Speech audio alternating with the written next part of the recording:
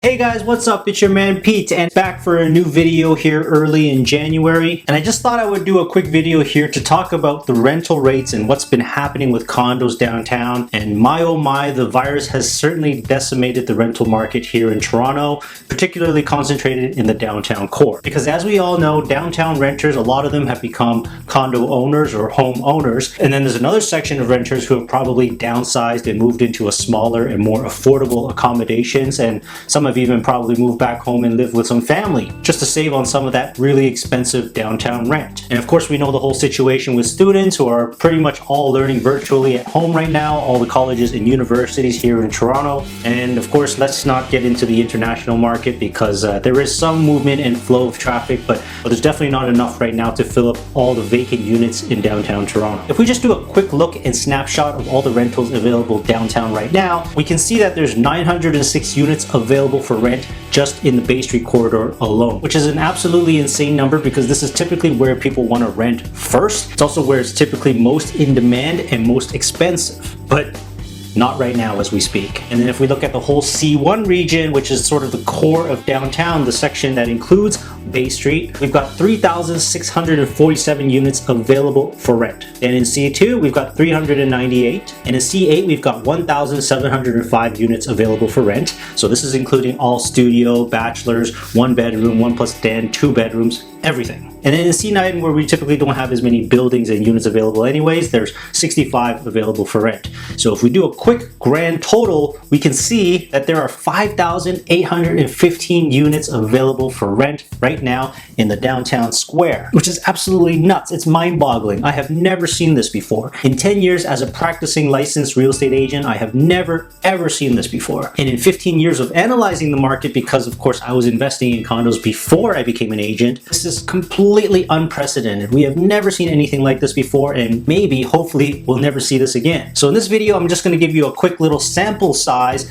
just to go through a couple of the buildings that I'm sort of most familiar with, so you can see the price and rental ranges that are happening as we speak right now. Some of them are outrageous, some of them are pretty much unchanged. So we're going to go up and down the subway line, Yonge subway, just to give you a sense of, what downtown is going for, what Midtown and Yonge and Eglinton is going for, and of course all the way up to North York, where condo rental rates have not really changed all that much. In downtown, you're definitely going to see a massive discount on the rent, which of course translates to negative cash flow for condos. Unless you've got a huge amount of equity in the property already or virtually no mortgage, then you can survive through this. And for those of you who are sitting on the fence and you're holding units and you're still trying to rent them out, truth be told, if things continue the way they are and you have to continue to keep carrying it, and we don't know how long this pandemic is going to go for, I would highly recommend that you sell the unit, because there's more buyers in the market for condos right now than there are renters. Especially if you're holding multiple units, you definitely want to offload some of those investments, and of course you know who to call for that. And again, as a disclaimer, this is only for illustrative purposes, just to give you examples of what's happening. The market's constantly changing, moving up and down, fluctuating, but this is a snapshot in time just to give you an idea what the price differences are from January of this year to January of last year, where of course we heard about the virus, but it hadn't penetrated our borders yet, at least as far as we know. And then of course, before we go on, I'd like to ask you to subscribe to the channel. Make sure you give us a thumbs up and a like. And of course, if you want to leave a comment, then feel free. I'm always open to intimate and personal love notes here on the interwebs of YouTube. So we'll see you guys on the other side with some numbers right after this.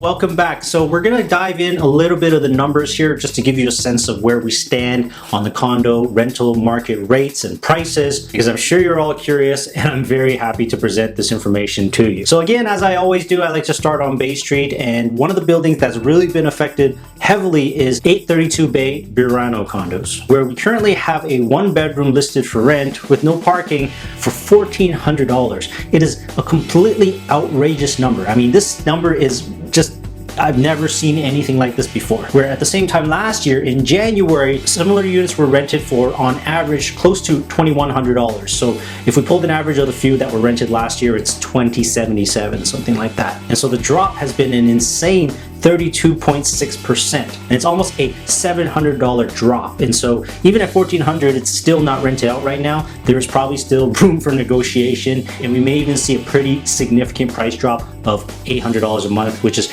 not great for that building, not great for the street, and not great for the condo rental market in general if people start negotiating down on the price and landlords are just willing to take whatever to get someone in there. Okay, so now we're moving on to one of my favorite buildings again on Bay Street. It's 57 St. Joseph, where the price drop has been even more dramatic. So there's a unit right now listed for $1,500, which is, again, because at the same time last year, similar units were renting for $2,350. Just absolutely insane. The reason why it was rented for so much is because 57 St. Joseph is one of the newer buildings on the street, and so they command higher rents and they actually attract more interest, and sometimes they get bidding activity too, even for rentals. And so if we look at the price difference, that's a 36.2% drop, which is just wow. So the difference in the rent is $850, and it still hasn't even been rented out as of yet right now, but just wow, that's all I can say. So then we're gonna go a little bit to the east and a little bit closer to the waterfront. We're gonna go to the St. Lawrence market area just to see if we can provide a little bit more diversity in terms of the neighborhood and what the price difference and price drop and how it's been affected over there. So One Market Street is one of my favorite condos in the St. Lawrence market area, and they got a 1-bedroom on the market right now for $1,600, which doesn't seem too bad. It's not as dramatic and competitive as Bay Street is because simply it's not as dense. There's not as many condos in that area. And for this one here, there was no rental activity for pretty much 4 months between January and April. So this one is a little bit tricky for me to figure out, but there was something that rented in May of last year. So obviously the pandemic had already started, and it was $2,150. So if we just look at the price drop from May until now, we're looking at a difference of $550, which translates to 25.6% drop.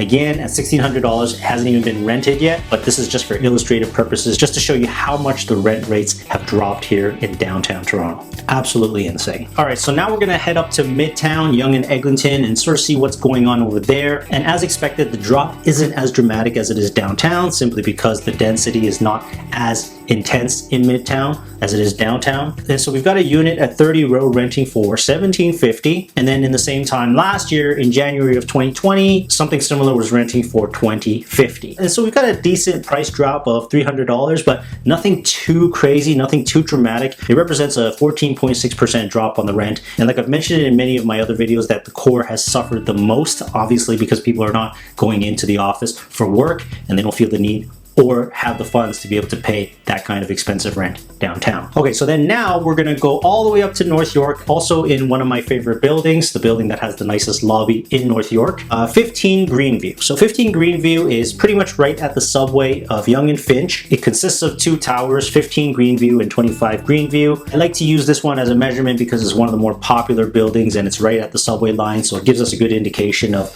anything that's subway line related and what the rental rates are gonna be for that. So right now you've got a 1-bedroom renting for $1,800, or it's asking $1,800. If we fast forward back a year into January of 2020, a similar unit was renting for $2,070. So we're looking at a delta of $270, and so that represents a 8% drop.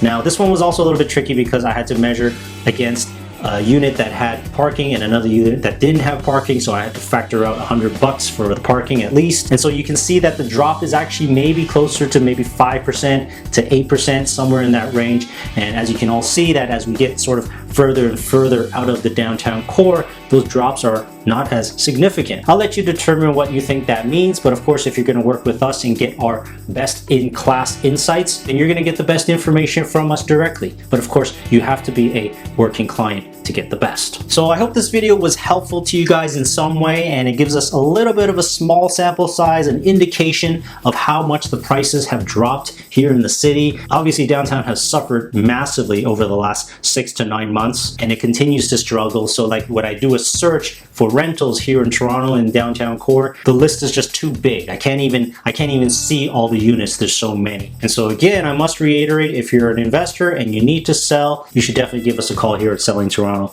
We'd be happy to help you out and see if we can offload it for you and get a good sales price. So again, all the usuals, hit subscribe, give us a like, leave us a comment, feel free. We'll see you in the next one. Bye for now.